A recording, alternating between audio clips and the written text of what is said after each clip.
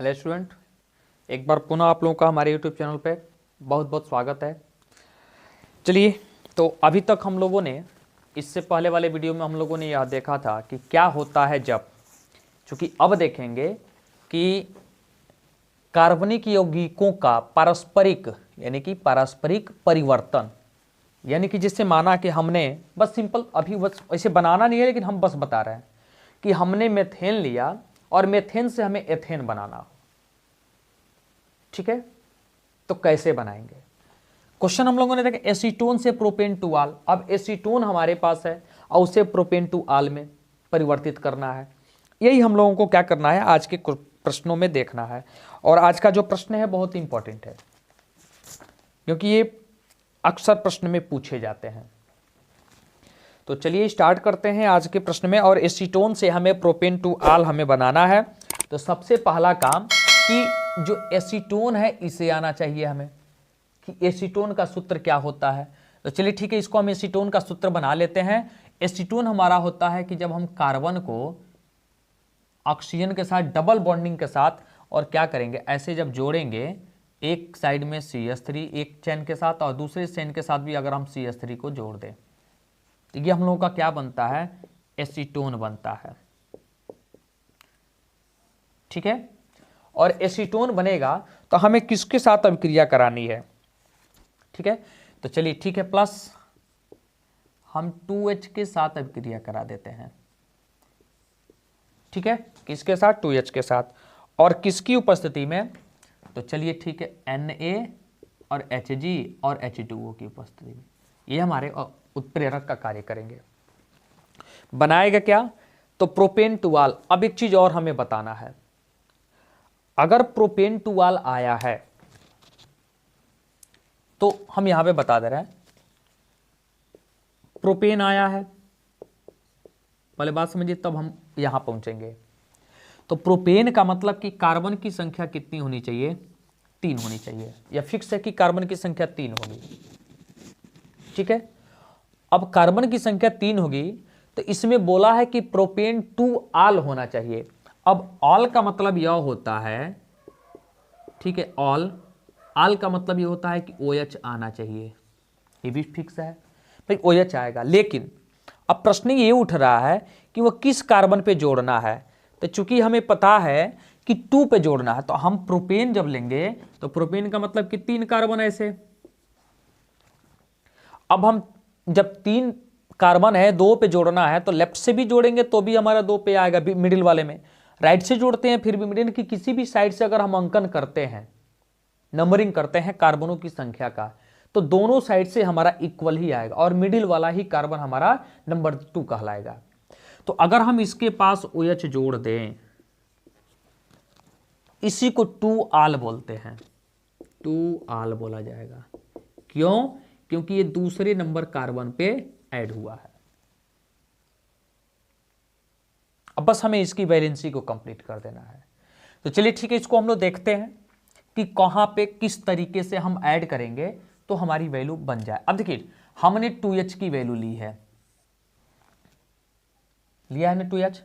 अगर हम कहें कि इसको सिंपली अगर ऐसा लिखा जाए, ठीक है, सिंपली जैसे माना कि हमारे पास प्रश्न है कितना, तो CH3 है फिर CH3 है, ऐसे एक कार्बन हमारा बीच में है, चलिए हम बीच में ले लेते हैं।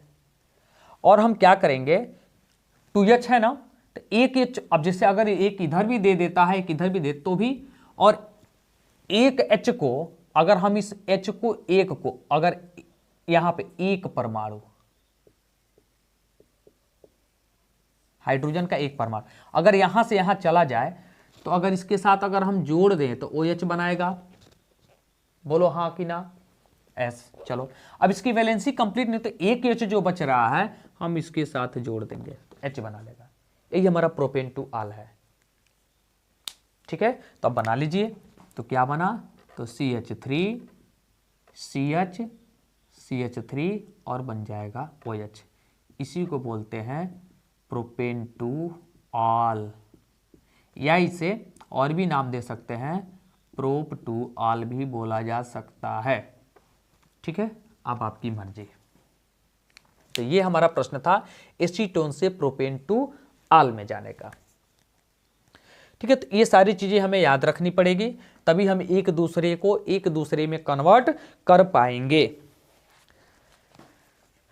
ठीक है, तो आप लोग इसको नोट कीजिए। अब चलते हैं हम लोग दूसरे प्रश्न पे। चलिए ठीक है। अब अगला प्रश्न है कि फॉर्मेल्डिहाइड से यूरोट्रोपिन कैसे बनता है। यूरोट्रोपिन, अब यूरोट्रोपिन का नाम याद होना चाहिए। ठीक है, चलिए आज का हम लोग दूसरा प्रश्न लेते हैं। दूसरा प्रश्न कह रहा है कि फॉर्मेल्डिहाइड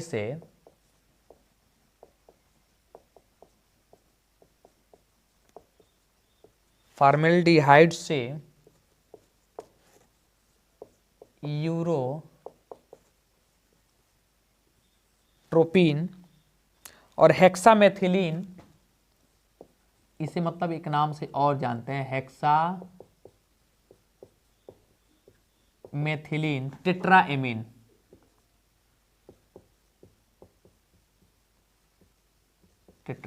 ठीक है, इसे टेट्राएमीन भी हम लोग क्या करते हैं, बोलते हैं कि मतलब ये टेट्राएमीन बना हुआ है। ठीक है, चलिए ये कब बनता है फॉर्मेल्डिहाइड। अब चूंकि हमें फॉर्मेल्डिहाइड का सूत्र याद होना चाहिए। फॉर्मेल्डिहाइड एल्डिहाइड का पहला यौगिक है, यानी कि HCHO, ये हमारा फॉर्मेल्डिहाइड हो गया। ठीक है, HCHO फॉर्मेल्डिहाइड। चलिए इसका नाम यहां पे लिख लेते हैं।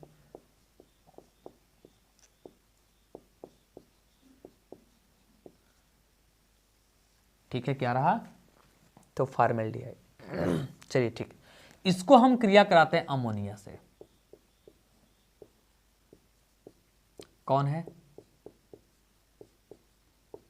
तो अमोनिया है। ठीक है, और ये हमारा फॉर्मेल्डिहाइड है। हमें बनाना क्या है, तो हेक्सामेथिलीन और टेट्राएमीन का निर्माण करना है। Hexamethylene tetraammine. अब चूंकि 12th में एक एमीन का चैप्टर है, ठीक है, एमीन का निर्माण हम लोग कैसे करते हैं, तो जो अमोनिया है ना, NH3 अमोनिया, इससे 3 तरीके का एमीन बनता है। कैसे, देखिए, जब एक हाइड्रोजन को हटाते हैं तो वह R से जुड़ता है, तो RNH2 बनता है। इससे हम लोग अभी हम बता देंगे कौन सा एमीन बोलते हैं। फिर हम दूसरा हाइड्रोजन अगर इसमें से हटा देते हैं तो R2 हो जाता है और NH हो जाता है। ठीक है, अगर ऐसे जब हम लोग तीसरा भी हाइड्रोजन हटा देते हैं तो R3 हो जाता है और N हो जाता है। ठीक है, अब चूंकि अगर नाम की बात किया जाए तो ये प्राथमिक एमीन बोला जाता है। क्या बोलते हैं, प्राथमिक एमीन बोलते हैं। इसे हम लोग क्या बोलते हैं, तो द्वितीयक एमीन बोलते हैं। और इससे हम लोग क्या बोलते हैं, तो तृतीयक एमीन होता है। ठीक है, अगर हम संरचना की बात कर लें तो बहुत सिंपल है, संरचना की बात आसान है। हम क्या करेंगे, R, ठीक है, N को हम दिखा दिए, इसका 2 बचा, तो एक इधर हाइड्रोजन कर दो, एक इधर हाइड्रोजन कर दो। इसका बनाना हो तो R N R और ये हो जाएगा H।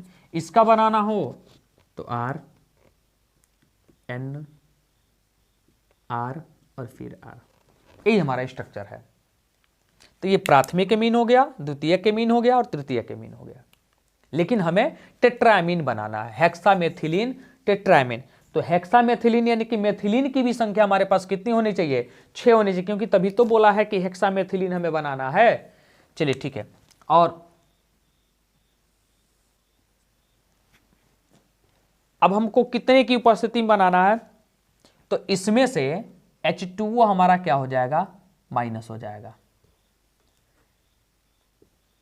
ठीक है, H2O हमारा क्या होगा, माइनस होगा। चलिए ठीक है, हेक्सामेथिलीन यानी कि CH2 और इसका हम कर देंगे 6, इसी को हम बोलेंगे हेक्सामेथिलीन और कितना, तो टेट्राएमीन। इसी को हम लोग बोलते हैं क्या, तो यूरोट्रोपिन बोला जाता है, यूरोट्रोपिन, या इसका नाम हेक्सा मेथिलीन टेट्राएमीन भी बोलते हैं। ठीक है, तो हमारा दूसरा आज का प्रश्न रहा कि हम फॉर्मेल्डिहाइड से यूरोट्रोपिन कैसे प्राप्त करते हैं। तो फॉर्मेल्डिहाइड से यूरोट्रोपिन हम क्या करते हैं, NH3 से क्रिया कराते हैं और उसमें से H2O हमारा क्या हो जाता है, माइनस हो जाता है, तो ये बन जाता है। ठीक है, तो आप इसको बैलेंस हम लोग चाहें तो आसानी से कर सकते हैं, इसमें कोई डाउट नहीं है। ठीक है, तो 4 यहां भी कर दीजिए क्योंकि 4 नाइट्रोजन है उधर, बस आगे बात समझ में, और जितना H2O होगा वो बाहर निकल जाएगा। चलिए ठीक है, तो अगला प्रश्न देखते हैं, उसको थोड़ा सा, ये भी बहुत इंपॉर्टेंट है और ये 2017 में पूछा था। ठीक है, ये पेपर में 2017 में पूछा था और इसको हम लोग देखते हैं।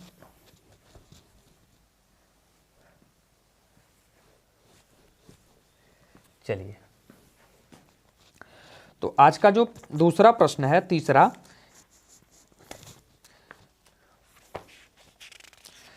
चलिए तीसरा प्रश्न है, फार्मिक अम्ल से फॉर्मेल्डिहाइड। तीसरा प्रश्न क्या है, तो फार्मिक अम्ल से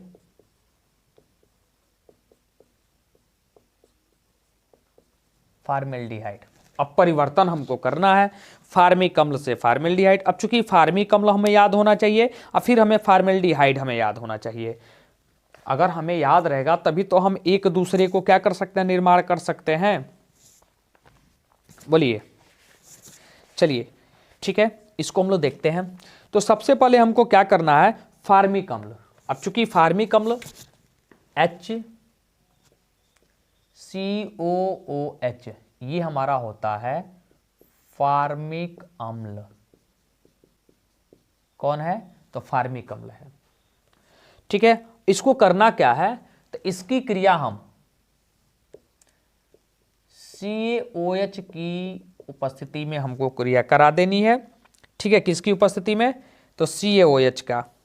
चलिए ठीक है, तो हमें नहीं CaO से करानी है क्योंकि हमें फार्मिक अम्ल बनाना है ना, फार्मिक अम्ल से फॉर्मेल्डिहाइड, CaO से। अब जब CaO से क्रिया कराएंगे तो इसमें से जो हमारा जल होगा वो क्या हो जाएगा, माइनस हो जाएगा, यानी कि वो बाहर निकल जाएगा। अब जब फार्मिक अम्ल से फॉर्मेल्डिहाइड अगर हम लोग पहले बनाते हैं तो पहले फॉर्मेट बनता है, किसकी उपस्थिति में क्रिया कराना है, तो कैल्शियम ऑक्साइड के, है ना, कैल्शियम ऑक्साइड है और ये फार्मिक अम्ल है। जब ये क्रिया करेगा, बस ध्यान से समझना है, जब ये क्रिया करेगा तो ये और ये मिलकर आपस में क्या हो जाएंगे, बाहर हो जाएंगे। वही हमारा जल बाहर हो रहा है, क्या हो रहा है, जल बाहर हो रहा है। तो अब जल के 2 अणु बाहर, यानी कि हाइड्रोजन के साथ 2 अणु, तो हम यहां से 2 हटाना है तो यहां पे 2 कर देंगे, या बस इसके साथ हमको बना देना है क्या, तो HCOO और हमको क्या जोड़ देना है यहां पे ट्वाइस और फिर हमको कर देना है Ca। ऐसा क्यों, क्योंकि ये हमारा सिंगल हटा है तो ये सिंगल माइनस करेगा और ये +2 करता है, तो इसकी बैलेंसी भी हमें ध्यान में रखनी है। अब क्या करना है, इसका शुष्क आसवन कर देना है। क्या कर देना है, तो शुष्क आसवन करना है। क्या करना है, शुष्क आसवन, तब जाकर कैल्शियम कार्बोनेट हमारा इसमें से बाहर हो जाएगा। जब कैल्शियम कार्बोनेट हमारा बाहर होगा तो हमारा एसिटाल्डिहाइड, फॉर्मेल्डिहाइड जो भी बनाना है, तो हमें बनाना क्या है, फॉर्मेल्डिहाइड। तो हमारा निर्माण हो जाएगा HCHO और जिसे हम लोग बोलते हैं क्या, तो फॉर्मेल्डिहाइड बोला जाता है। ठीक है, और यही हमें क्या करना था, पता करना था। तो 2 टर्म में हम लोग क्या कर रहे हैं, इसको निकाल रहे हैं। पहले कौन, तो सबसे पहले हम लोगों ने फार्मिक अम्ल को लिया था, तो ये रहा हमारा फार्मिक अम्ल। फार्मिक अम्ल को हम लोग कैल्शियम ऑक्साइड की उपस्थिति में हम लोगों ने रिएक्शन कराया, तो इसमें से जो जल है वो बाहर निकल रहा है। बाहर निकलने के बाद हमारे पास क्या मिल रहा है, तो कैल्शियम फॉर्मेट मिल रहा है, कैल्शियम फॉर्मेट मिल रहा है। अब जब कैल्शियम फॉर्मेट मिल रहा है तो कैल्शियम फॉर्मेट का हम लोग शुष्क आसवन करा रहे हैं। जब शुष्क आसवन करा रहे हैं तो हमारा कैल्शियम कार्बोनेट बाहर हो रहा है, तब जाकर हमारा फॉर्मेल्डिहाइड प्राप्त हो रहा है।